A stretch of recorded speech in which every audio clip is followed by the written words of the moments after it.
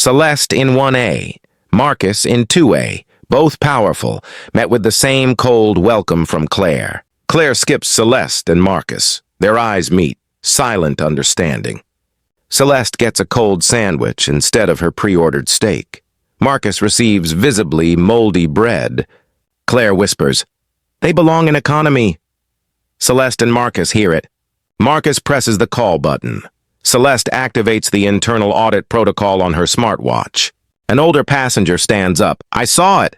This is discrimination." Celeste remains calm. Marcus stays silent but firm. Captain appears, tries to accuse Marcus of disruption. Celeste reveals the cabin is fully recorded. Legal team arrives. Claire, Michael, and the captain are removed from duty. This is the defining moment, when the captain and flight attendant were officially dismissed, forced to remove their uniforms after being proven guilty of discriminating against black passengers. Before we continue, drop a comment and tell us where you're watching from. Then hit that subscribe button so you don't miss the next powerful story. Chapter 1. Seat 2. The hum of the aircraft engines was a familiar sound for Marcus. It was the kind of noise that accompanied his success, the steady rhythm that mirrored the calm in his chest. Seat 2A, his usual spot, was already warm from the air conditioning, the leather soft and inviting. Marcus Reynolds, a man of refined taste and hard-won fortune, had seen countless flights take off and land beneath him. But today, there was something different in the air. He had flown with Elite Airways dozens of times, but today it felt like more than just a regular business trip to San Francisco. The calmness he carried in his posture, the elegance in his tailored suit, and the quiet confidence in his movements had earned him little more than passing glances. Nothing special, just another high-powered executive stepping onto a plane. But beneath the calm exterior, there was an undeniable tension. He could feel the eyes of the passengers, even if they weren't staring directly at him. A few rows ahead, Celeste, a colleague and a longtime friend, settled into seat 1A. She had taken a different path to success, one built on resilience, intelligence, and a certain quiet strength that marked her presence. Her dark eyes scanned the flight attendants as they moved through the aisle, her posture rigid, as if bracing herself for something. The boarding process had gone as expected. The chatter of other passengers faded as Marcus opened his tablet, his eyes skimming through the quarterly performance reports for Reynolds Technologies. His thoughts focused on work as the plane began to taxi down the runway. His fingers typed out a quick message to Jessica, his executive assistant. "Review the budget numbers again before the end of the day. We'll need to prepare for the next phase." As the aircraft lifted off, the smoothness of the ascent almost lulled him into a sense of tranquility. But then, the flight attendants made their rounds. Claire, the flight attendant serving first-class passengers, approached with a smile that was almost too practiced. "Good afternoon, sir. May I offer you some champagne before we take off?" Her voice was warm, inviting, but Marcus noticed the way her gaze flickered over him. A brief hesitation, a subtle judgment that only he could detect. It wasn't much, just the smallest shift in her expression. But it was there. He offered a polite smile and accepted the drink, saying nothing. His fingers brushed the stem of the flute as he placed it on the tray in front of him. His eyes flickered toward Celeste, sitting a few feet away. She caught his glance and offered a small nod, but no words passed between them. They both understood the unspoken dynamics of this flight. The subtle power plays, the quiet judgments, the silent racism that no one would dare acknowledge. Claire moved past him, her smile still intact. But when she reached Celeste, the warmth in her voice faltered just for a second. "Would you care for a drink, miss?" she asked, her tone noticeably cooler. Celeste, ever composed, met her gaze with an unreadable expression. "I'll wait for the meal service," she replied, her voice calm, measured as always. Claire's smile tightened, and she moved on without further comment. It was the smallest moment, but it was enough. Marcus and Celeste exchanged a glance, an understanding without words. They knew what was happening here. They had been here before, on other flights, in other settings, where the treatment was different for people like them. As the plane climbed higher, the hum of the engines filled the cabin again, but the tension remained. Marcus's gaze drifted to the back of the plane where the crew was still bustling about, moving like clockwork through their routines. Claire had vanished into the galley, but there was a lingering feeling of unease in the air. The food cart arrived soon after, and Claire, now with a slightly more forced smile, served the other passengers. A silver-haired gentleman across the aisle from Marcus received his meal with a warm exchange of words. The flight attendant's attention focused entirely on him. Then, when Claire reached Marcus's row, her smile was stiff, her movements abrupt. She placed a small packet of pretzels on his tray. No words, no acknowledgement of his earlier request for a specific meal. He glanced at the bag of pretzels, noticing the sharp contrast between the luxury his neighbors were enjoying and the bare minimum he had received. His meal was nothing more than an afterthought, a stark reminder that people like him were often expected to settle for less. He didn't say anything, not yet. Instead, he pressed the call button on his armrest, his finger lingering for a moment longer than necessary, as if measuring the consequences. Claire arrived a few moments later, her forced smile still plastered on her face. "Yes, sir?" she asked, her voice professional, but with a thin edge. "I believe there's been a mistake with my meal," Marcus said, his voice. Chapter 2. The tension. Beneath the surface. The gentle chime of the seatbelt sign marked the plane's steady climb into the sky. Outside the windows, clouds stretched endlessly beneath them, but inside the cabin, the air had thickened with unspoken tension. Celeste leaned slightly against the window, her eyes scanning the sky, but her thoughts locked on the moment Claire had passed her seat. No smile, no welcome, just an icy towel drop and an absent glance. In seat 2A, Marcus remained composed, his tablet glowing with the quarterly numbers of a company that had built satellites, software, and futures. Yet here, at 30,000 feet, he was being treated as though he didn't belong in the very luxury he had helped fund. He closed the report and turned the screen dark, his gaze shifting subtly toward Celeste. Their eyes met again. She raised an eyebrow as if to say, "So it's not just me?" He offered a slight nod. No words were needed. Shared experiences didn't require a translator. 10 minutes passed. The clinking of glasses echoed down the aisle as champagne was poured for every other passenger. Celeste's tray remained empty. Marcus watched as a couple who had boarded after him were handed glasses of vintage Macallan. He pressed the call button. Claire appeared with the same forced smile that failed to reach her eyes. "Yes, sir?" "I ordered the Macallan 18 when I booked," Marcus said evenly, pulling up the confirmation email. "I'd like to know why it wasn't delivered." Claire barely glanced at the screen. "It must be a system error. We're running low. I can get you orange juice." Before Marcus could respond, she was gone, vanishing behind the galley curtain like a magician hiding the evidence of a failed trick. A packet of pretzels landed on Celeste's tray table. Her brows furrowed as she unwrapped it, revealing its stale texture and torn seal. "Seriously?" she muttered under her breath. Her eyes darted again toward Claire, who was now laughing softly with another attendant named Michael near the curtain. Marcus watched carefully, then opened a discreet app on his tablet. The private channel linked to Elite Airways' surveillance system.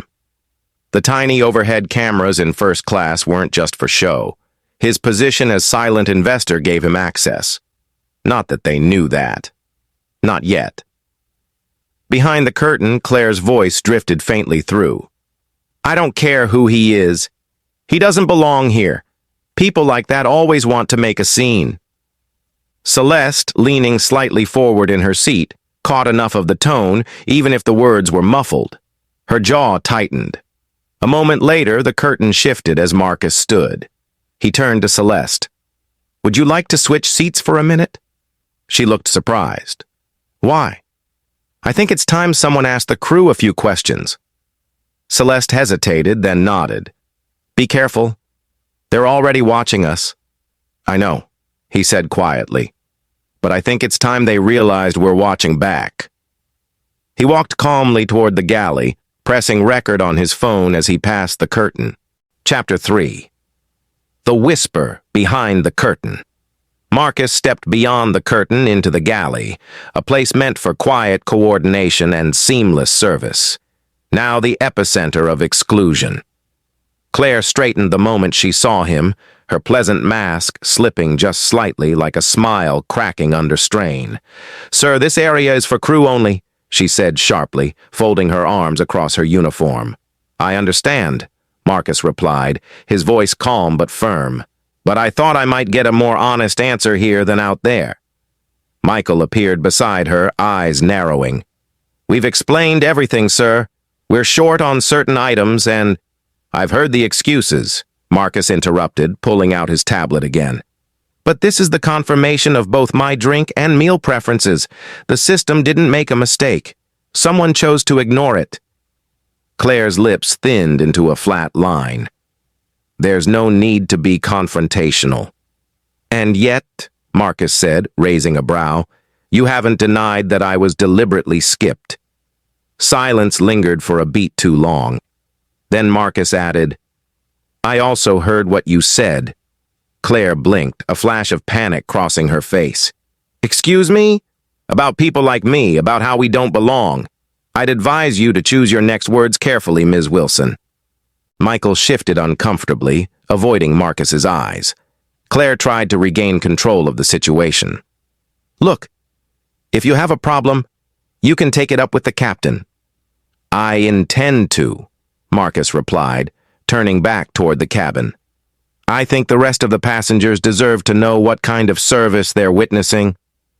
Back in his seat, Celeste leaned over, whispering, "You okay?" Marcus gave a single nod, his voice low. "It's exactly what we thought." Celeste turned to look out the window, but her reflection revealed her thoughts, burning frustration beneath her composed expression. She tapped on her smartwatch, recording a memo quietly. "Verbal confirmation of racial bias. Attendant, Claire Wilson. Witness, Michael Barton." Suddenly, an older white man seated in 3A leaned forward. "I couldn't help overhearing," he said to Marcus. "You handled that with more patience than I would have." "Thank you," Marcus replied, "but patience only goes so far." "My name's Whitman," the man offered. "Been flying this route every week for 12 years. Never seen anything like that, and I've never seen someone stay that calm when served moldy bread." Marcus let out a low chuckle, but there was no humor in it. "Not the first time. Won't be the last." The cabin quieted as a flight attendant emerged, different from before. A junior crew member, young, possibly new, approached Marcus's seat with an apologetic smile. "Sir, I was asked to offer you this from our business class menu." She placed a covered tray gently on his table. The smell of reheated pasta sauce rose beneath the lid. "I didn't ask for a business class meal," Marcus said, not unkindly. "I asked for the meal I pre-ordered, the one I confirmed." "I understand, sir. I'm just following orders." "Of course," he replied. "And that's the problem." He removed the tray and gently pushed it aside. Then, without raising his voice, he pressed the call button again. A few heads turned. Celeste sat straighter in her seat. The curtain rustled. This time, the captain emerged. He had salt and pepper hair and a clipped stride that suggested authority. "I'm Captain Hoffman," he said, arms folded. "My crew tells me you're causing a disturbance." Marcus met his gaze squarely. "No, Captain. I'm pointing out a pattern of discrimination." The captain's expression hardened. "Sir, you were offered a meal—" "A moldy sandwich," Marcus cut in, I'm sure that's an exaggeration. No, Celeste interjected, lifting her untouched sandwich and peeling back the top slice. Green fuzz clung to the bread surface. It's not. Murmurs spread through the cabin like wildfire. Whitman stood halfway out of his seat. I saw the whole thing, Captain. He's right. They've been mistreated. The captain's eyes narrowed, his grip on control slipping. I have the right to maintain order in my cabin, he said through gritted teeth. And I have the right, Marcus said, pulling up a screen on his tablet, to monitor this cabin as a stakeholder in Elite Airways. That got the captain's attention. You're bluffing, he said. Number Y helped fund the surveillance system you're now standing under, Marcus replied, tilting his device to show a live feed of the galley. Captain Hoffman's face flushed. This isn't over, he muttered, then turned and disappeared down the aisle. Marcus leaned back slowly, heart pounding but expression calm. Celeste exhaled beside him. You just dropped a nuke. I didn't start this war, Marcus said, but I'm damn sure going to finish it. Chapter 4. The Calm Before the Storm. The sun had fully risen by the time Elite Airways Flight 627 reached cruising altitude. Golden light spilled into the first-class cabin, casting a serene glow on leather seats and polished tray tables. But for Marcus and Celeste, serenity was nowhere to be found. Celeste sat in seat 1A, her posture rigid despite the plush surroundings. Her fingers idly traced the edge of the tray table, the same table where she had been served a moldy sandwich. She hadn't touched it. Her appetite was gone, but more than that, her dignity had been bruised. Across the aisle, Marcus sat in 2A, appearing calm to any casual observer. But his mind was running sharp and fast. His fingers tapped silently on his tablet, reviewing the report he had already begun compiling. He had included timestamps, service discrepancies, even screenshots of his booking confirmation that clearly stated his beverage and meal preferences, both of which had been denied. From the outside, they looked like any other elite passengers flying in comfort. But beneath the surface, pressure was building. The kind of pressure that came not from turbulence in the sky, but injustice in plain sight. Celeste leaned slightly toward the aisle and whispered, You think they're going to twist this around? Make it look like we're the problem? Marcus didn't look up. They already are. He nodded subtly toward the curtain separating the galley from the rest of the cabin. Muffled voices slipped through, Claire's sharp tone, Michael's lower response. The whispers were soft, but the malice was loud. A shadow approached from behind. Mr. Whitman, the older white gentleman from 3A, leaned forward between their seats. His expression was tight with concern. That sandwich, he said, voice low. It wasn't a mistake. That was deliberate. Marcus gave him a nod. Thank you for speaking up earlier. Whitman shook his head. I didn't say it for thanks. I said it because I've seen this before. Decades ago, different uniforms, same game.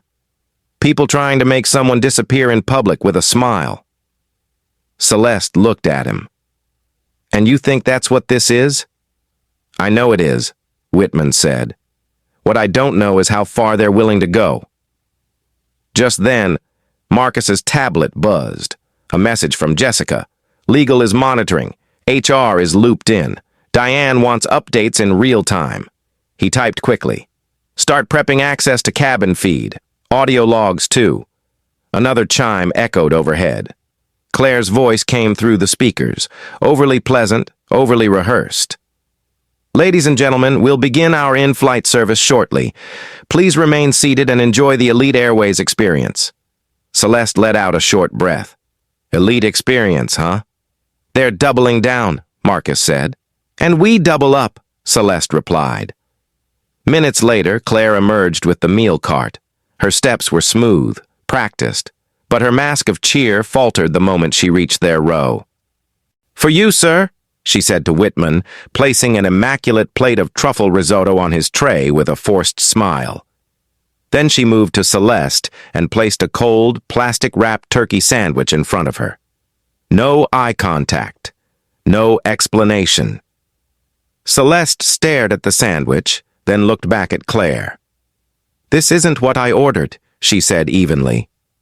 "We're out of specials," Claire replied flatly. Celeste gestured toward Whitman's tray, still steaming with fresh garnish. "Really?" Claire shrugged. "We prioritize based on availability." "You mean based on status?" Celeste asked, her tone sharper now. Claire leaned in, voice hushed. "Ma'am, I suggest you don't make a scene." Marcus quietly pressed the call button. "We're going to speak with someone more senior," he said. A few rows away, heads began to turn. Passengers were no longer pretending not to notice.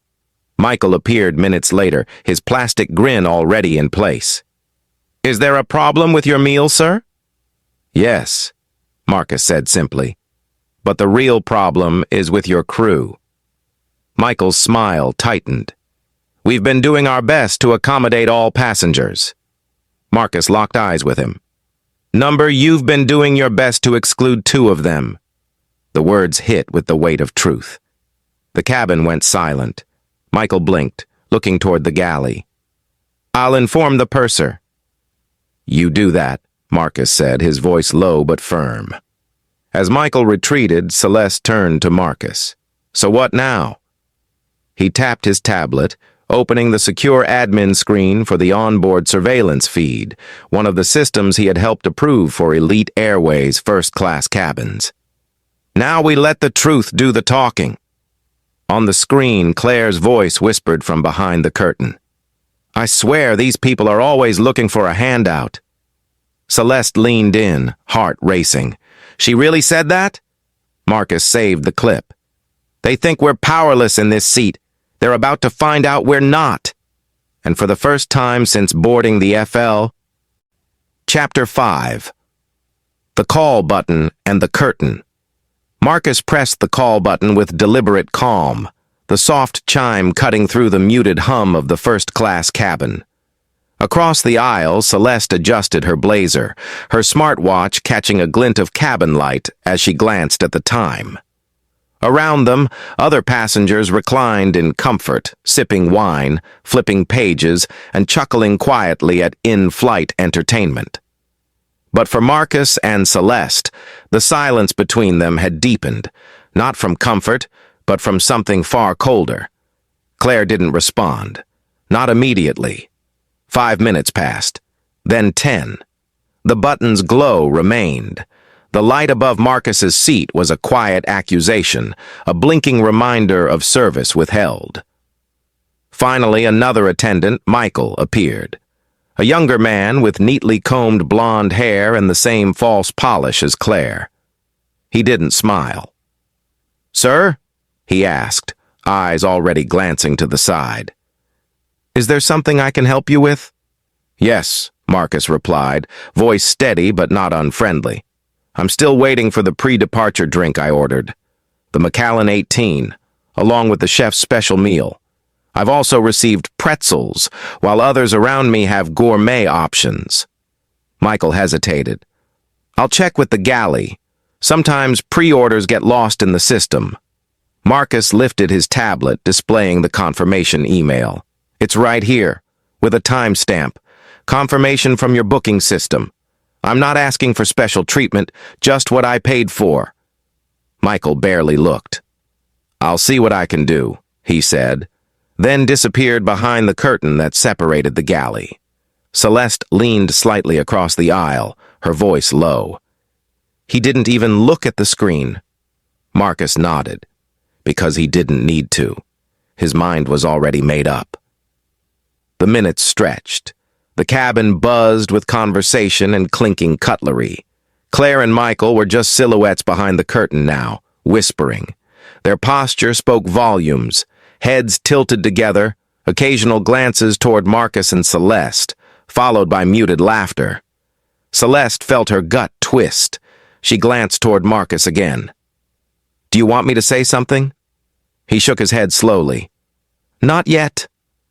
Behind that curtain, Claire's voice sharpened. "He's playing the race card," she hissed, "acting like he owns the place." Michael replied, "He's calm, but you know the type." Always looking for a reason to complain.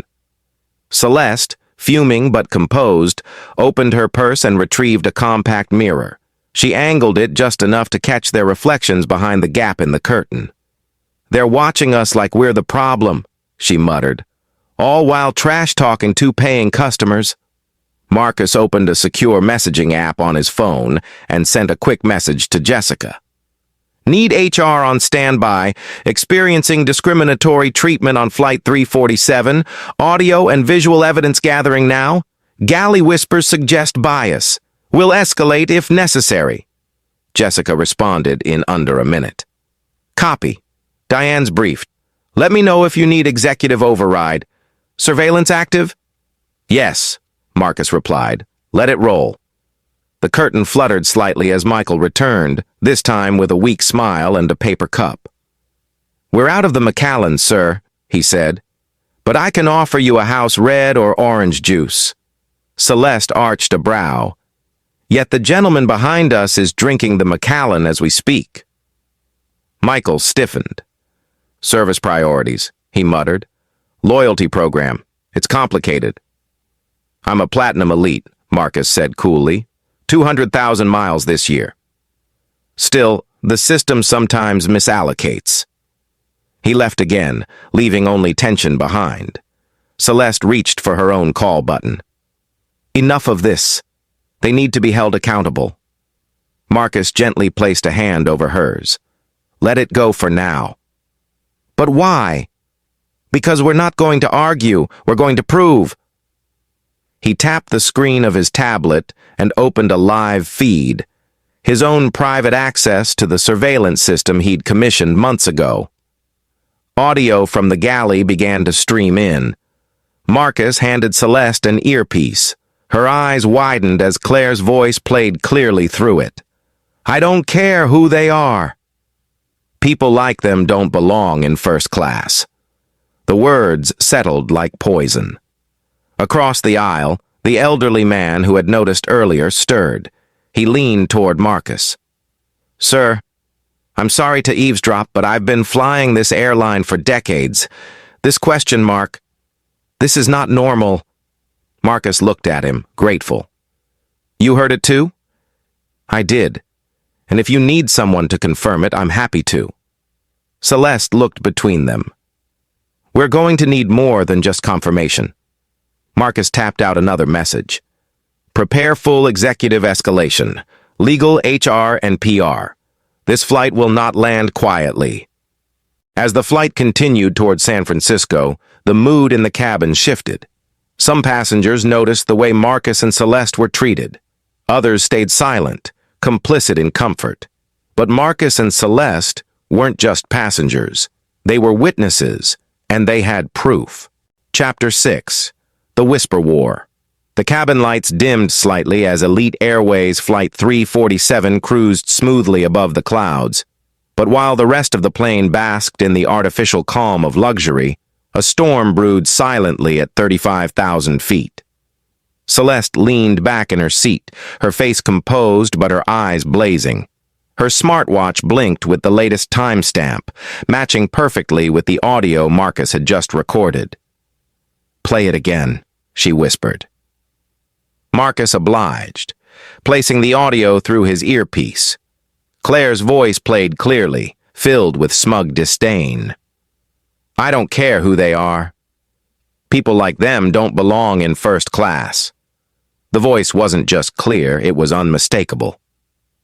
"I want to burn that curtain down," Celeste muttered, her jaw tightening. "Not yet," Marcus replied, his voice even. "Let the truth build on its own, brick by brick." Moments later, the curtain parted. Claire emerged with the grace of someone who believed herself untouchable. She stopped at Marcus's row and dropped off a plate without looking at him. "There you go," she said curtly. Marcus lifted the lid slowly. The sandwich inside looked unappetizing at best, its bread visibly dry, crust curling, and a faint green spot near the corner. Moldavian real, unmistakable mold. Celeste's voice sharpened. You've got to be kidding. Marcus stayed still, calm. Claire, he said, lifting his gaze. This appears to be spoiled. Claire didn't blink. That's what's available. I pre-ordered a premium meal. There was a system error. You've been accommodated with what we have. Marcus leaned back slowly, crossing one leg over the other. Claire, would you be willing to say that again? Clearly? She paused, suspicious. Why? Because the cameras are recording, and so is your voice. Claire's face shifted, momentarily flashing panic before morphing into defiance. Sir, are you threatening me? No, Marcus said calmly. I'm documenting you. Behind them, several first-class passengers stirred. A silver-haired man across the aisle leaned in, whispering to his wife. The energy had changed. The whispers had grown louder than the engines. Celeste stood. She didn't raise her voice, didn't need to. I'd like to speak to your supervisor. Claire exhaled, barely containing her irritation. Michael is handling this cabin. Then bring the purser, Celeste said. No one is available right now. I'll wait, Celeste replied, and she sat down again. A hush settled across the cabin. The silence wasn't empty, it was loaded. Everyone in the front half of the plane could feel it. Then, the unlikely happened. Mr. Whitman, the elderly gentleman across from Marcus, stood. I'm sorry, he said to the passengers around him, then turned to Claire. I've been watching this unfold, and I'm appalled. That man asked for basic service. You've given him disrespect. I saw you give him spoiled food, and I heard what you said behind that curtain. Claire's eyes widened. You're mistaken, sir, she said stiffly. No, I'm not. Other passengers now leaned forward, emboldened. I saw her ignore his drink request, said a woman in a beige blouse. She skipped over him. I heard them laughing about it behind the curtain, added a young man near the bulkhead.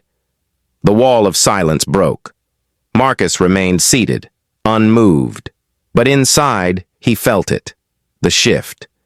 Witnesses had crossed the line, from passive to active, from silence to support. The curtain parted again. This time, a woman in a dark blazer stepped forward.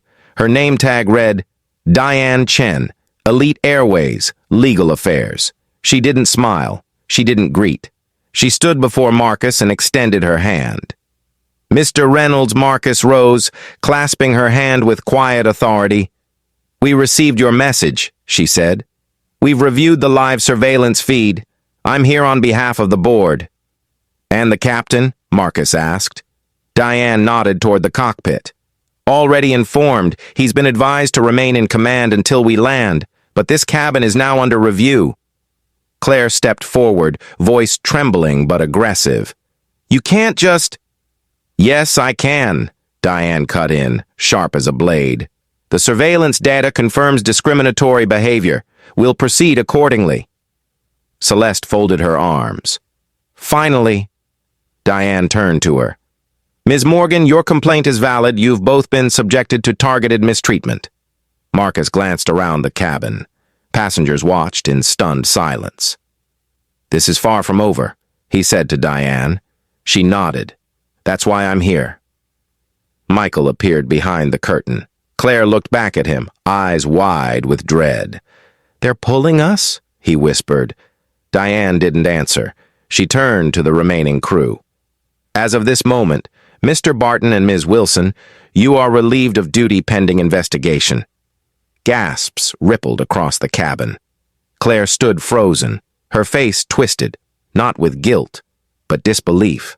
Because of them? She spat, gesturing toward Marcus and Celeste. This is insane. No, Diane replied coldly. What's insane is thinking no one was watching. And for once it was the truth, not the curtain, that offered no place to hide. Chapter 7. Cameras never blink. The tension in the first-class cabin had shifted. What was once silent discomfort had transformed into an air charged with justice. As Claire and Michael stood stunned, stripped of authority, stripped of certainty, Diane Chen turned her sharp gaze back to Marcus and Celeste. "I've instructed the crew to prepare for immediate personnel removal upon landing," she said quietly. Marcus nodded, his jaw tight. "Good. But this isn't just about removing two faces from a uniform. It's about what the uniform has been allowed to cover up for far too long." Celeste murmured. "They never thought anyone would see." "They didn't think anyone would fight," Marcus corrected. Behind them, whispers fluttered like moths toward flame. Passengers on both sides were craning to hear every word, some capturing footage discreetly. A young woman in row 3C had already posted a 15-second clip online with the caption, "He just wanted what he paid for. They gave him mold." The captain remained locked in the cockpit, but Diane had already made the call. "They'll land us in Denver," she said. "It's a face-saving tactic, but it plays to our advantage. Legal and HR are already waiting at gate B-17. I need you both to disembark first and remain calm. We're building a larger case." "Understood," Marcus said. Diane leaned closer. "There's something else." The audio captured behind the curtain, Claire used the words, and I quote, "These people need to stay in coach." Michael laughed. "The captain said it's better to divert now than have this kind of attitude ruin the crew's record." Celeste flinched. "He said that?" "We have the recording," Diane replied. A soft chime rang overhead. The captain's voice emerged, clipped and professional. "Ladies and gentlemen, this is your captain speaking. Due to a minor technical issue, we will be making an unscheduled landing in Denver for safety review. We apologize for the inconvenience and thank you for flying Elite Airways." Celeste scoffed. "Technical issue, my ass." "Exactly," Diane said, then straightened her blazer. "Let them lie. We'll bring the truth to the tarmac." Moments later, flight attendants began their landing checks. Those not under investigation moved mechanically, eyes avoiding Marcus and Celeste. Meanwhile, Claire and Michael had slumped into the galley, whispering frantically. But nothing could be undone. The cameras never blinked. As the wheels touched down in Denver with a shudder, Marcus checked his watch. They were 38 minutes ahead of schedule, and 15 years late in accountability. The jet bridge was already attached when the aircraft rolled to a stop. Outside the front cabin doors, a group of officials stood waiting in coordinated suits, Elite Airways badges glinting in the fluorescent light. As the cabin doors swung open, Diane stepped forward and faced the passengers. "Ladies and gentlemen, I'd like to thank you for your patience during this unexpected landing. We ask that you remain seated for a few more minutes while our legal and compliance team conducts a procedural personnel reassignment.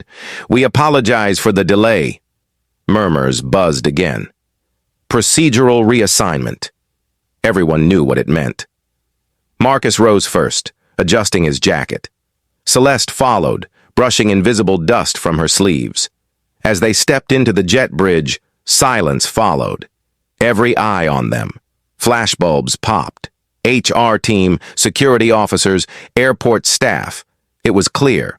The story had traveled faster than the plane. Diane was there to receive them. "Mr. Reynolds, Ms. Morgan, this way, please." Claire and Michael followed behind reluctantly, flanked by two uniformed security officers, not under arrest but clearly under supervision. The moment they stepped into the fluorescent-lit hallway, Claire ripped off her name tag and threw it on the ground. "This is insane," she hissed. "He manipulated all of this." "No," Diane said calmly. "He just didn't look away." Inside a private meeting room off Gate B-17, Marcus and Celeste sat across from two senior compliance officers. Coffee was offered. Both declined. "We've reviewed all footage," the lead investigator said. "There is clear evidence of targeted discrimination, willful neglect, and intentional service disparity." Celeste raised a brow. "You're not just calling it poor hospitality?" "No, ma'am," the officer said, resolute. "We're calling it what it is. Discrimination. Good, Marcus said, because it's not just about today. No, sir. Which is why we're launching an audit of all crew-reported complaints over the past 3 years, every unresolved issue, every silenced passenger. We're opening every file. A beat of silence passed. Then Celeste said, "Let us help." The compliance officer blinked. "Help? You've got policy. We've got first-hand truth," Marcus replied. "Let's build something better together." The officer nodded slowly. "We'll keep you updated." As they stood to leave, Diane stepped in. "The board has convened an emergency session," she said. "You'll be hearing from the CEO by morning. And, Marcus," he turned. "You're no longer just a silent partner," Diane said. "You're the catalyst." Later that night, back in his hotel room, Marcus sat on the edge of the bed. The day had ended, but the fight was just beginning. Celeste walked in, phone in hand. "You're trending," he chuckled bitterly.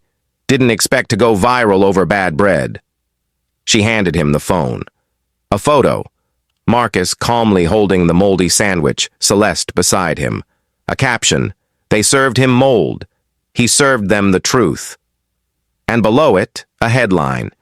"CEO investor uncovers racial discrimination mid-flight. Entire crew under investigation." Marcus set the phone down. "You think this will change anything?" Celeste sat beside him. "If it doesn't, we'll make sure it does." Chapter 8.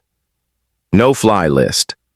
Denver International Airport was still half asleep when Marcus stepped into the private conference lounge reserved for Elite Airways executives. The early morning sun cast long shafts of light through the tinted windows. A fresh suit replaced the one he wore during the flight, the symbolic armor of corporate war. Celeste followed, equally composed, her eyes scanning the room for familiar faces. Across the polished table sat Robert Chen, chairman of the board, his brow furrowed as he reviewed printed surveillance transcripts. A legal representative flipped through a binder. Several HR officials, compliance officers, and PR staff waited silently. Robert looked up. "Mr. Reynolds, Ms. Morgan, thank you for coming." "I wasn't going to sleep anyway," Marcus said, folding his hands calmly on the table. Robert nodded toward the folder. "The footage is undeniable. Claire and Michael have been terminated. Captain Hoffman's license has been suspended pending FAA review, but that's only the beginning." Celeste leaned forward. "What about the other complaints? The ones buried under red tape?" "We've reopened all 78 formal complaints dismissed over the past 5 years," said Diane, entering behind them. 17 of those involved similar behavior by crew members on key transcontinental routes. 5 specifically named Claire Wilson. "So it wasn't just an isolated incident," Marcus said. "It was a culture." Robert Chen sighed. "And one we failed to address until now. That's on us. But we need to be smart about how we move forward. Media coverage is spreading fast. Your story is already global." Marcus nodded. "Then let's shape the ending." The press conference that afternoon was brief but decisive. Standing before a wall of cameras, Marcus took the microphone, not as a victim, not even as an investor, but as a man who refused to be dismissed. "Yesterday, I boarded Flight 347 as a customer. Today, I stand here as a shareholder and a voice for accountability. The behavior of a few should not define an entire airline, but the silence of leadership does. We will not be silent." He paused, letting the words settle. Elite Airways is launching a full internal audit of discriminatory practices, retraining all flight crew, expanding its surveillance system to every cabin, and forming a new oversight committee, including passengers. We're not fixing a PR problem. We're changing a system. Reporters erupted with questions, but Marcus handed the mic back and walked away. Celeste followed beside him, her whisper low. That felt real. It was, Marcus replied. but it won't be enough unless we keep pushing. That night, Marcus returned to his New York office, where his executive assistant Jessica had turned the 10th floor into a crisis operations center. Screens displayed social media charts, HR complaint databases, employee rosters. A large digital map showed crew rotations and flight schedules. Jessica approached, tablet in hand. "You need to see this." It was a leaked internal chat log. Crew members on other flights joking about diversity hires in first class, dismissing past complaints as whining. Celeste's face darkened. "It's worse than we thought." "No," Marcus said. "It's exactly as bad as we've always known. The difference now is, we have proof." He tapped into the surveillance server, pulling up raw footage from several recent flights. Subtle moments, eye rolls, tone changes, seat swaps. "Pattern recognition," he said. "Let's make the invisible visible." The board meeting the next morning was stormy. Several directors resisted the cost of implementing system-wide changes. Others argued that Elite Airways would be labeled a racist airline and hemorrhage investors. Marcus stood and opened a slide presentation. "Let me be clear. This is not about brand optics. This is about who gets to feel safe at 35,000 feet.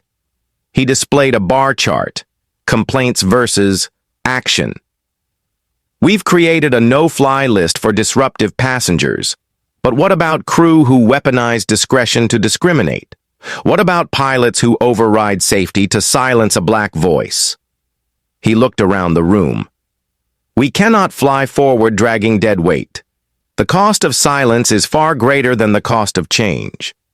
Silence followed. Then Robert Chen tapped the table. "Let's vote." The motion to adopt the reform package passed, 10-2. 2 weeks later, Marcus and Celeste boarded another Elite Airways flight, this time with full transparency. Marcus wore no anonymity, his name on every manifest flagged as owner on board. But this flight was different. The crew greeted them with equal tone, equal service. Hot towels arrived on time. Marcus's Macallan 18 was already poured. Celeste's meal matched the menu exactly. The air wasn't just smoother, it was safer.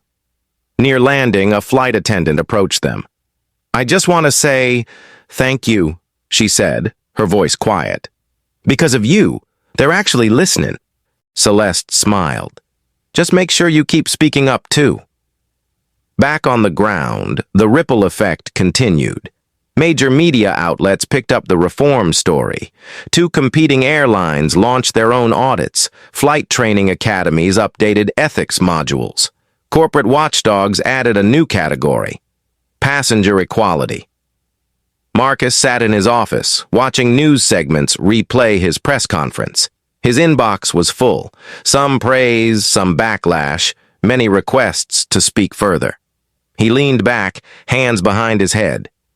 "This was just a flight," he said to himself, "but it's going to be one hell of a takeoff."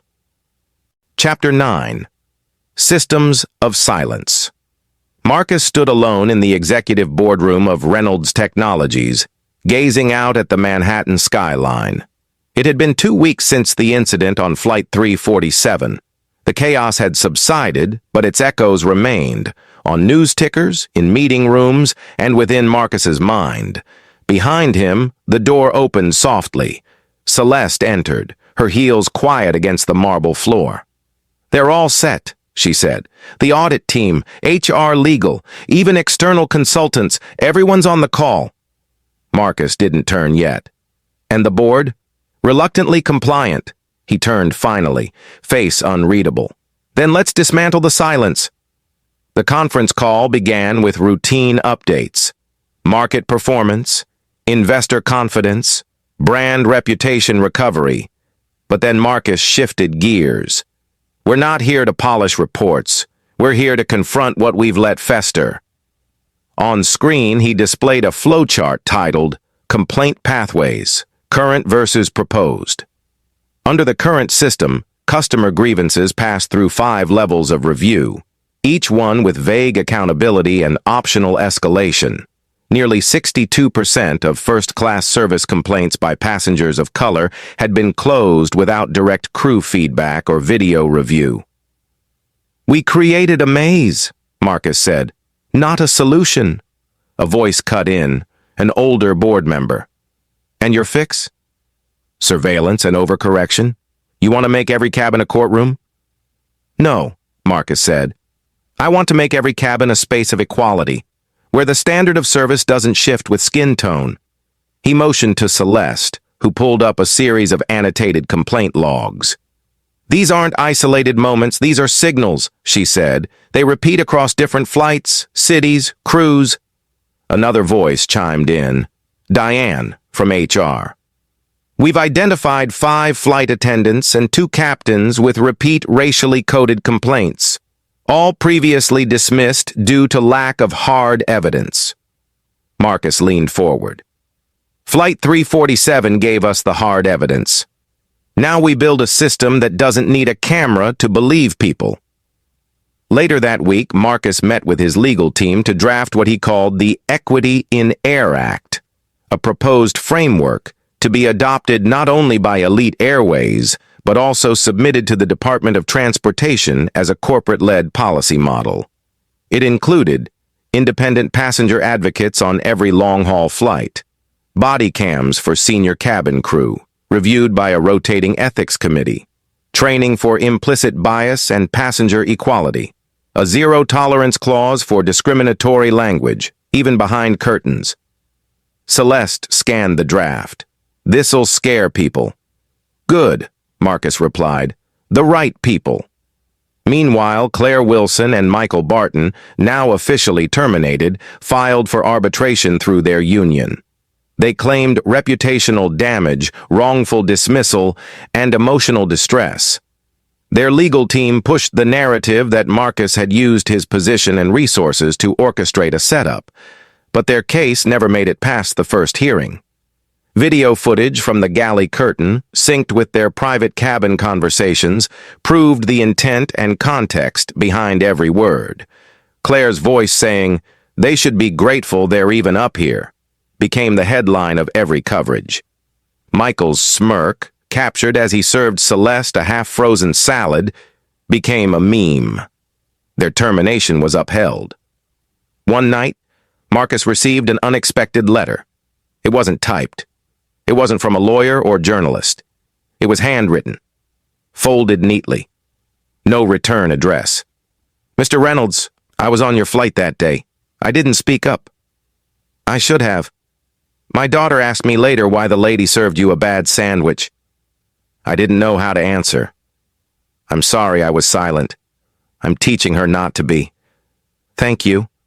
Marcus read the note twice, then folded it carefully and placed it in his desk drawer, right next to the business card he'd kept from his first job interview, where he'd been told, "We're looking for someone who'll fit the culture." At Elite's next investor forum, Marcus was asked bluntly if he thought race had become too central in the airline's reforms. "Race didn't make itself central," he answered. "It became central because the system ignored it." He paused, letting the weight of his words land. "We don't center race in our values. We center fairness. Race just keeps being the test." Celeste, meanwhile, had begun mentoring a group of junior executives within the airline. Most were women. Several were people of color. She called the group the 347 Club. Their first workshop began with a simple prompt. "When did you realize the rules were different for you?" The stories spilled out. Being skipped in upgrade lines, assumptions about their job titles, passive comments about accents or attire. No one had recorded these. No one had filed a report. But they lived in memory, just like the sandwich. "We're not here to tell sob stories," Celeste said. "We're here to design systems where the stories end with accountability." Marcus found himself invited to panel discussions, roundtables, even university talks, but he declined most. "I'm not interested in being the symbol of change," he said. "I'm building the infrastructure for it." That infrastructure included a quarterly equity audit made public online.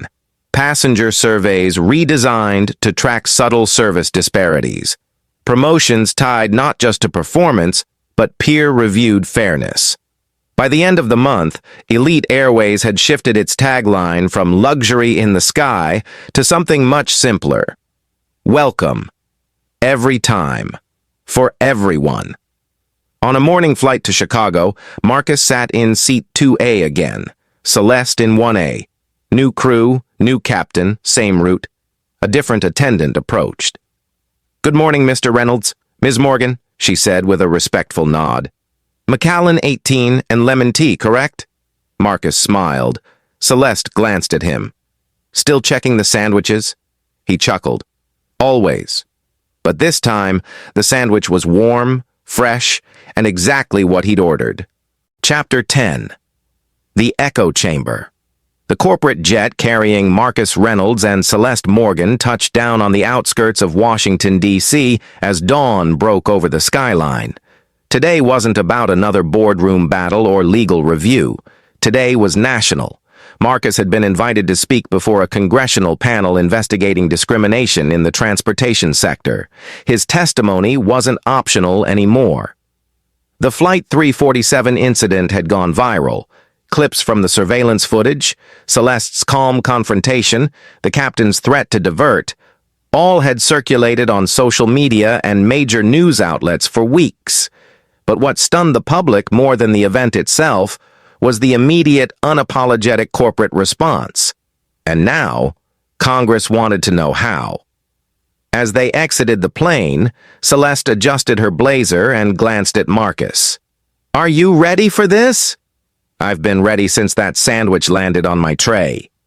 They exchanged a nod, then entered the awaiting black SUV that would take them to Capitol Hill. Inside the vehicle, Celeste reviewed a folder filled with compiled data, service discrepancies, crew disciplinary records, racial disparity statistics in air travel.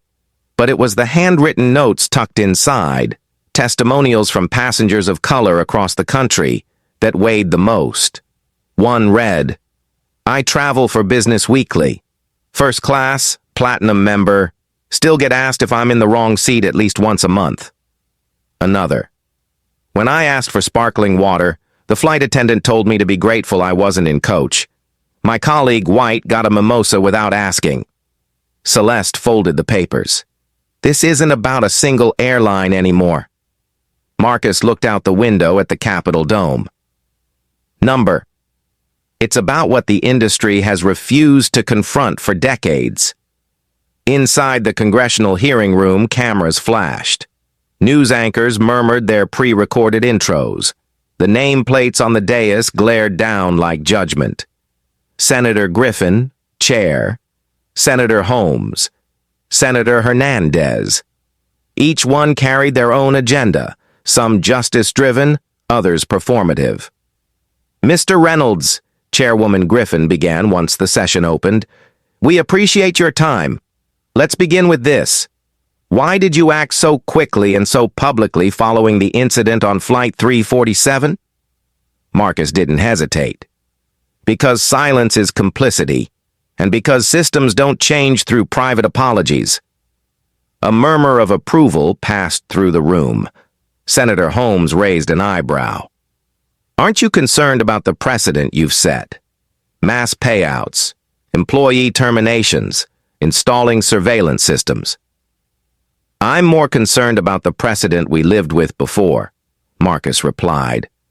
"Where discriminatory behavior was shrugged off, complaints ignored, and victims painted as disruptive." Griffin leaned in. "Mr. Reynolds, let's talk about accountability. How does a company ensure this doesn't become a PR stunt?" "You codify it," Marcus said. "You embed equity into your metrics, your promotions, your hiring, and your daily operations. You don't treat it like an initiative. You treat it like infrastructure." Celeste was then asked to speak. She stood calmly, her presence commanding. "The cabin of an aircraft reflects the values of the people who run it," she said. I've seen firsthand how quickly professionalism is replaced with prejudice when skin color walks through the wrong curtain. She opened the folder of testimonials. These aren't stories. They're patterns. And if an industry can't recognize them, then it's designed not to. One senator, trying to pivot, asked if all of this was creating unnecessary fear among airline employees. Only among the ones who were never held accountable to begin with, Celeste replied. After the hearing, Marcus and Celeste stepped into a swarm of reporters. Flashes, questions, chaos. But Marcus held up a hand, calm as ever. We didn't come here to make a headline. We came to offer a blueprint. Celeste nodded beside him. Change isn't about one flight, one crew, or one video. It's about whether we're willing to build a future where dignity is standard, not a favor. The cameras kept rolling, but Marcus was already thinking ahead. Back at Elite Airways, the executive team was busy.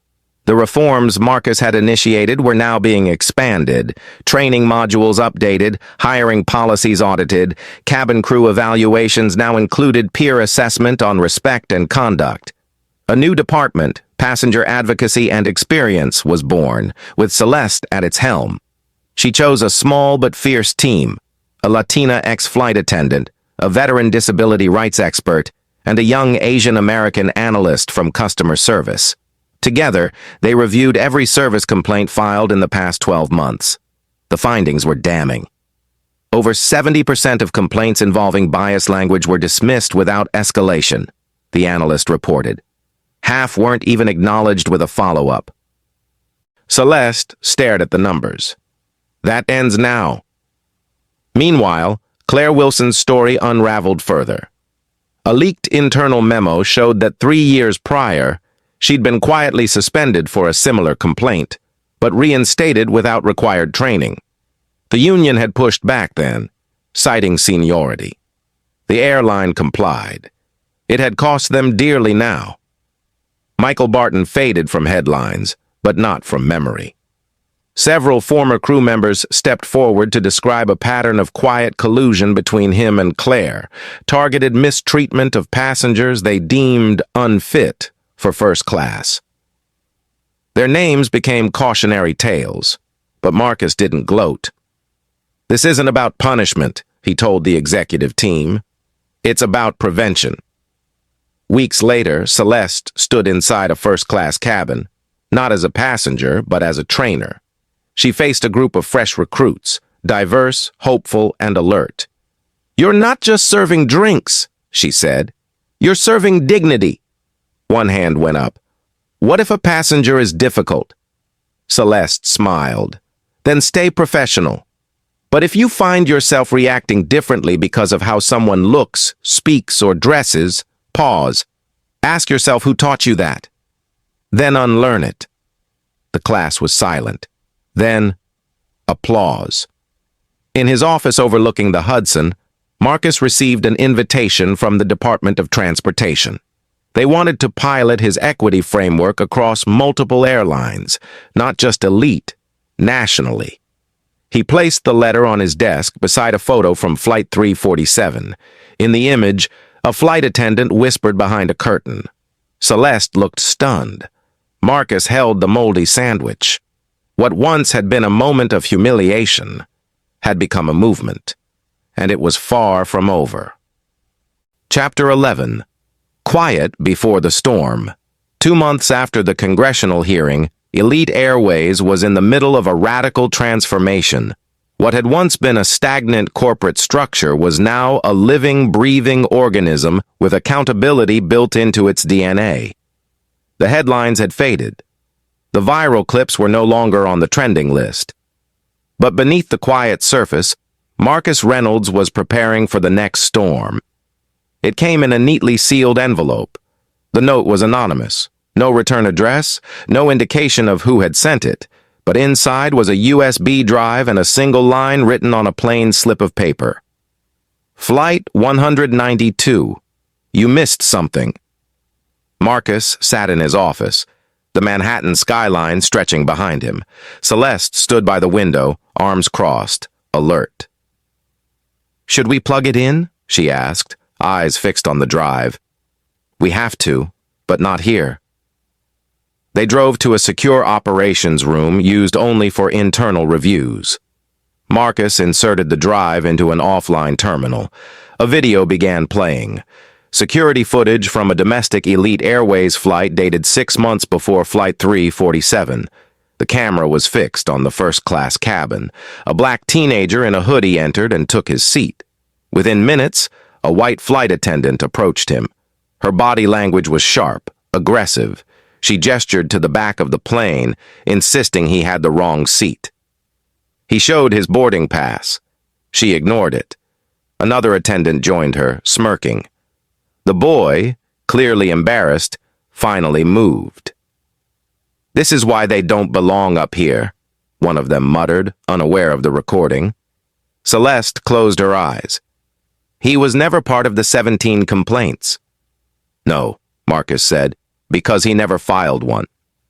Celeste turned. "So who sent this?" Marcus leaned forward, watching the video again.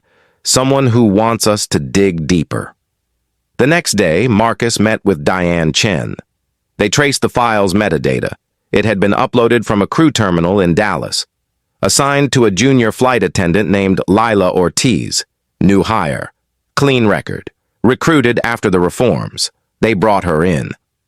Lila entered nervously, hands clasped in front of her. She looked between Marcus and Diane. "You sent the file?" Lila nodded. "I was reviewing old cabin footage for training. When I saw what happened on Flight 192, I asked my supervisor if I should escalate it. He told me not to stir the past, so I stirred it. Quietly." Marcus smiled faintly. "Good. Because we're not done cleaning house." The next 72 hours were a flurry of investigation.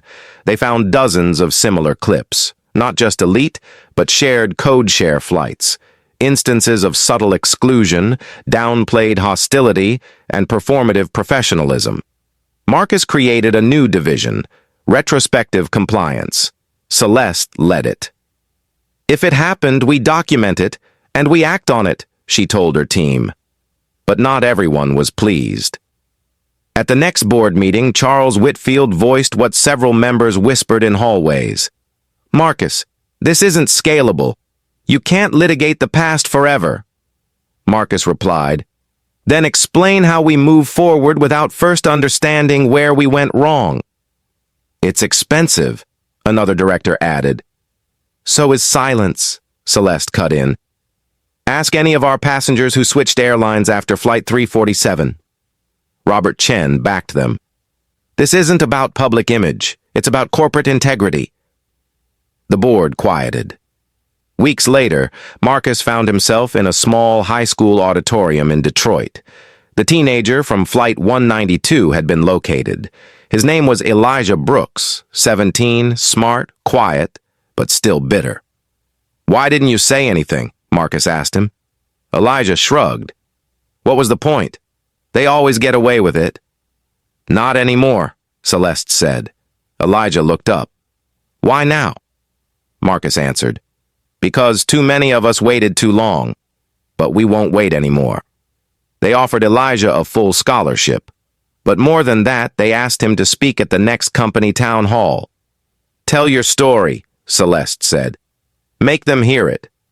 He agreed. Back at Elite HQ, Marcus stood before a whiteboard filled with new policies, review charts, and timelines. "We've cleaned the surface," he told his team. "Now we go beneath it." They all nodded, because this wasn't the end. It was the beginning of a deeper reckoning, and Marcus knew the next storm would not come with thunder. It would come in silence. Chapter 12. Exposure. The Denver International Airport terminal buzzed with the quiet tension of diverted passengers and scrambling airline staff.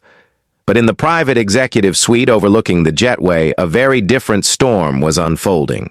Marcus sat beside Celeste, both calmly reviewing the statements from other passengers who had come forward since the incident. More than a dozen had volunteered written accounts. Several had even uploaded their phone videos to cloud folders shared with the legal team. None of it was orchestrated, just raw reactions to injustice that had pushed people too far to remain silent. Celeste, though composed, had fire in her voice. They expected us to stay quiet. They never imagined we'd walk off that plane with the entire cabin behind us. Marcus nodded, his focus on the message thread with Diane. They underestimated who they were dealing with. Not just us, but every passenger who saw what they did and refused to be complicit. Outside the room, the airport's regional media teams were beginning to gather. News had spread. A first-class passenger served moldy food. A black executive confronted discrimination at 30,000 feet. A captain and crew removed mid-flight. The public wanted answers, but Marcus wasn't ready to speak, at least not yet. Diane entered, tablet in hand, her expression tight but energized. Legal has confirmed. The surveillance footage is secure. We've synced it across 3 independent backup systems. The transcription confirms the racial slurs. There's no room for spin. She set the tablet down and turned it to show a still frame. Claire behind the curtain, whispering to Michael, both laughing. The caption under it read, "He probably used points or a diversity quota to sit here." Marcus stared at the image, the casual cruelty, the confidence in their impunity. That's the kind of mindset we have to eliminate, not just punish, dismantle. Diane tapped her screen again. The CEO is flying in tonight. Emergency board meeting scheduled for 7 a.m. They want a full proposal. Celeste stood. Then let's give them one. Back at the gate, the replacement flight for San Francisco was ready to board. But before he stepped onto the new aircraft, Marcus turned to the assembled passengers, many still waiting for clarity. The same older white man who had spoken up, Mr. Whitman, stood at the front, arms crossed. "People need to hear what you have to say," Whitman said, his voice low but firm. Marcus turned to Celeste. "You ready?" She smiled. "Always." They stepped onto the portable mic set up near the gate podium. The crowd grew silent. Marcus spoke first. "My name is Marcus Reynolds. What happened on board wasn't just a bad meal or a rude flight attendant. It was a pattern, one that many of us recognize but few talk about." He paused, letting his words sink in. "This isn't the first time someone like me was made to feel like they didn't belong in first class. It may be the first time there were cameras to prove it, but it won't be the last unless we do something about it." Celeste stepped forward. "Some of you defended us. Some of you recorded what you saw. That matters. Change doesn't come from silence, it comes from truth. So, thank you for standing with us." The crowd applauded, quiet at first, then louder. Marcus concluded, "We'll be addressing the airline's board tomorrow, and not just to demand justice for ourselves, but to ensure this never happens to anyone again.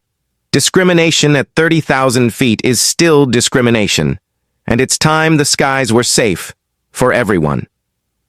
As Marcus and Celeste boarded the new flight, the tone among the crew was markedly different.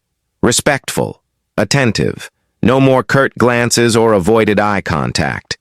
They were greeted with names, not just seat numbers. Even the meal, flawlessly prepared, with their pre-orders honored, was delivered with professional grace. After takeoff, Marcus leaned back in his seat, letting the hum of the aircraft replace the tension in his shoulders. Celeste looked over. "Think they'll listen tomorrow?" Marcus turned his head. "They don't have a choice anymore." Later that evening, at a hotel conference room converted into a command center, Diane reviewed the data projected on the wall. Complaint heat maps, satisfaction scores filtered by demographic, timeline overlays of staff rotations. 78 complaints dismissed over the last 3 years, she said aloud. "And the common denominator?" Marcus asked. 18 crew members, 5 flight captains, and a complaint system built to suppress, not solve. Celeste crossed her arms. "Then we rebuild it, top to bottom." The door opened. The CEO of Elite Airways entered without introduction, accompanied by the General Counsel and the Vice President of Public Affairs. No handshakes, no smiles, just one sentence. Let's talk about what happens next. Chapter 13. The Whisper That Sparked a Storm. The first-class cabin was quiet, eerily so. The hum of the aircraft, usually a soft backdrop to idle conversation and clinking cutlery, now filled the silence like a tension string pulled taut. Celeste sat rigid in seat 1A, her fingers still curled around the edge of the tray that had carried the moldy sandwich. Beside her, Marcus's jaw tightened as he reread the transcript on his tablet. The evidence from the surveillance audio was now irrefutable. Behind the curtain, the whispers continued. Claire's voice, once smooth and professionally pitched, had grown increasingly panicked. "He's a board member," she hissed. "I didn't know. No one told me. This isn't just a complaint. It's going to ruin us." Michael's voice was tight. "They already have the footage, Claire. There's no undoing it now." Marcus closed the transcript and looked at Celeste. "It's time," he said quietly. "We don't wait for justice to come to us. We bring it forward." He stood slowly, the entire cabin watching him.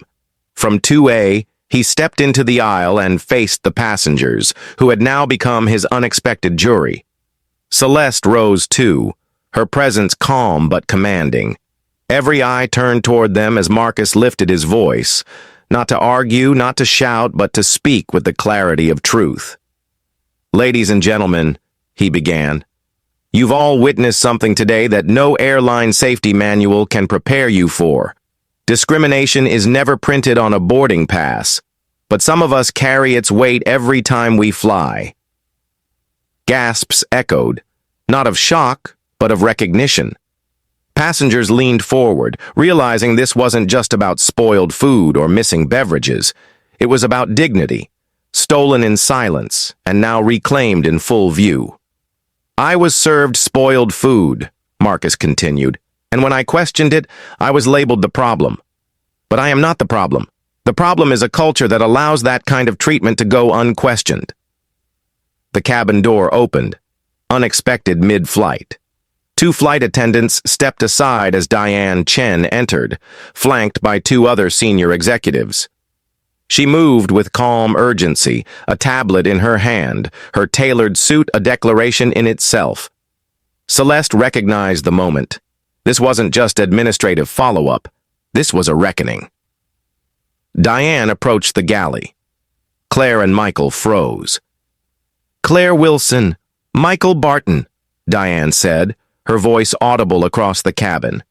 "You are hereby relieved of your duties, effective immediately.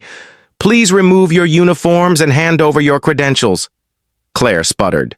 "This is a misunderstanding. He set us up. He baited us." "No," Diane said firmly. "You set yourself up when you assumed your prejudice would go unnoticed. We have full surveillance footage, audio, witnesses." Michael looked down, hands already unfastening the badge from his chest. Claire's hands trembled as she clutched her collar. The captain stepped into the aisle. "Diane, I must insist—" "No, Captain Hoffman," Diane interrupted. "Your command ends here. You're also relieved of duty." The words struck like thunder. The passengers broke into stunned murmurs. The authority of the aircraft, its very hierarchy, had just been dismantled at cruising altitude. Celeste felt the weight of the moment. This wasn't revenge. This was restoration. As the disgraced crew members exited quietly through the rear galley, the replacement staff boarded. Fresh uniforms, fresh posture, a new energy swept through the cabin. One of the new attendants approached Marcus and Celeste. "We're honored to serve you," she said gently. "Your courage, well, it's already changing everything." Marcus nodded, taking his seat again. Celeste joined him, shoulders softening. They didn't speak. They didn't need to. The storm had passed, not without scars, but with something far more powerful left in its wake. A shift, a crack in the foundation, and the promise of a better flight path ahead. Chapter 14. Unmasking Altitude. The air inside the executive terminal at San Francisco International Airport felt different. Not the sterile chill of high-altitude flight or the faint scent of recirculated air, but the charged, expectant silence of consequence. Marcus Reynolds sat in the heart of the operations hub, no longer just a silent investor, but a voice the company could no longer ignore. In front of him, glowing monitors cycled through data, social sentiment graphs, updated press coverage, and internal metrics showing Elite Airways' trust rating taking a nosedive, then leveling as public praise for transparency began to rise. It was working. The truth, made visible, had power. Celeste stood at his side, arms crossed, observing the chaos she once had no intention of being part of. "It's strange," she said. "Yesterday we were just passengers. Today we're—" She trailed off. "Storms," Marcus said. "Necessary ones." A voice called from across the room. Diane Chen, HR lead and Marcus's longtime ally, approached briskly with a printed report in hand. "The FAA's preliminary decision is in," she said. "They're grounding Captain Hoffman indefinitely. His license will be reviewed, but after the footage, they may not reinstate." Marcus took the paper, reading the summary without surprise. "The system worked this time," he said. "Only because you forced it to," Diane replied. "And the board knows that." Elsewhere in the terminal, the three dismissed crew members, Claire Wilson, Michael Barton, and Captain Hoffman, waited silently in a private lounge. None had spoken much since they were escorted from the plane. The dignity they once wore like armor had cracked and fallen away. A door opened. Robert Chen, the board chairman, stepped into their lounge, accompanied by two legal officers. "We've reviewed the footage. We've reviewed the transcripts. The decision stands. You are hereby terminated from all roles associated with Elite Airways," he said flatly. Hoffman didn't speak. His jaw clenched, eyes staring into a place beyond the walls. Claire's voice trembled. "You can't destroy our careers over one mistake, one misunderstanding." Robert didn't flinch. "You weren't fired for a mistake. You were fired because you became the mistake the company can't afford to repeat." Back in the hub, Marcus prepared for the final board session. His presentation was ready. 78 dismissed complaints, categorized by race, crew, and route. Patterns of behavior no one could dismiss as isolated anymore. Celeste reviewed his slides. "You think they'll push back?" "They always do. Then they cave." In the boardroom, the silence was thicker than in-flight turbulence. The board members looked more like prosecutors than visionaries, some defensive, others tired, most aware that this wasn't a moment to debate, but to survive. Marcus stood, tablet in hand. "Let me be clear. This isn't about a sandwich. This isn't about one bad crew. This is about who we serve and who we fail. If we fail passengers who look like me, we fail everyone." He tapped the tablet. The screen behind him filled with headlines. Elite Airways faces reckoning. Passenger captures discrimination at 30,000 feet. Airline hero or insider saboteur. Then came the video. Claire's sneer, Michael's whispered slur, Hoffman's dismissal, the passenger's support, the calm defiance, the moldy sandwich. When it ended, no one clapped, but no one questioned what came next either. One board member finally broke the silence. "Mr. Reynolds, what do you propose?"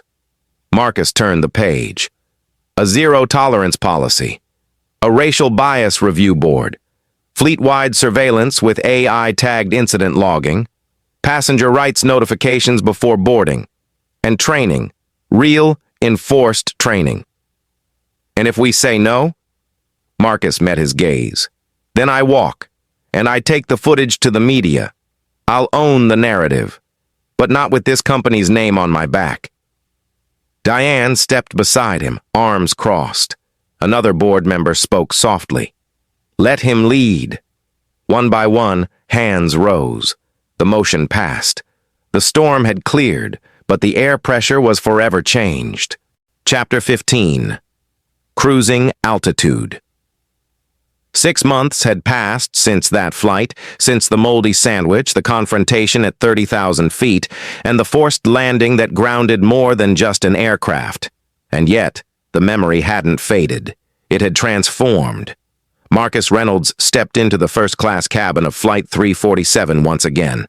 Same airline, same route, but everything else had changed. "Welcome aboard, Mr. Reynolds," said a confident voice. He turned to see Captain Sarah Lindstrom, silver streaks in her hair, a steady gaze in her eyes. She offered a firm handshake. "We are honored to have you back." "Appreciate it, Captain," Marcus replied, his voice calm. No hesitation, no tension. Just the return of a man no longer invisible. Celeste sat ahead in seat 1A, flipping through a tablet. She glanced up, meeting Marcus's eyes with a nod and a knowing smile. "You didn't have to fly coach again to keep tabs?" he smirked. "I figured it was time to sit like a shareholder." The new crew, diverse in age, gender, and race, moved with quiet efficiency, professionalism rooted not in performance, but purpose. Gone were the performative smiles and whispered side-eyes. This was a different cabin, built on accountability. As Marcus settled into 2A, he noticed a sealed envelope on his tray. From the crew. He opened it carefully. Inside was a handwritten card. "Mr. Reynolds, thank you for turning one of our darkest moments into a turning point. Because of you, service no longer has a color, only a standard. With respect, the crew of Flight 347. He tucked the note into his jacket. It wasn't the apology he had once longed for. It was something better. Acknowledgement. The intercom crackled as Captain Lindstrom's voice came through. "Ladies and gentlemen, welcome aboard. Today's flight to San Francisco is expected to be smooth, with clear skies and good visibility. Let's aim for more than just altitude. Let's aim for grace." Celeste chuckled. "Think she wrote that for you?" "Maybe," Marcus said, gazing out the window. As the plane began its taxi, the world outside seemed quieter, the runway more forgiving.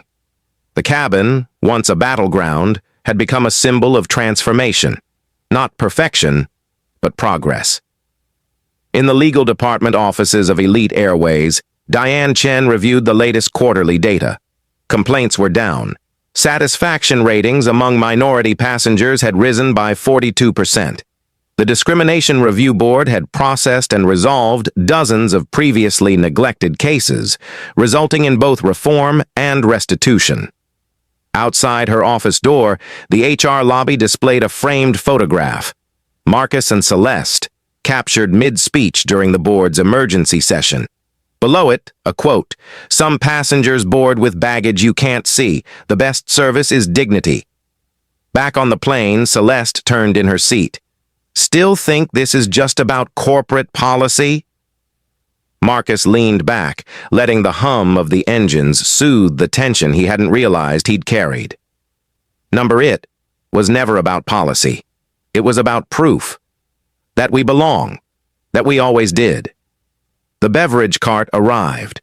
This time, both Celeste and Marcus were served first. Macallan 18 for him. Still water with lemon for her. The attendant smiled.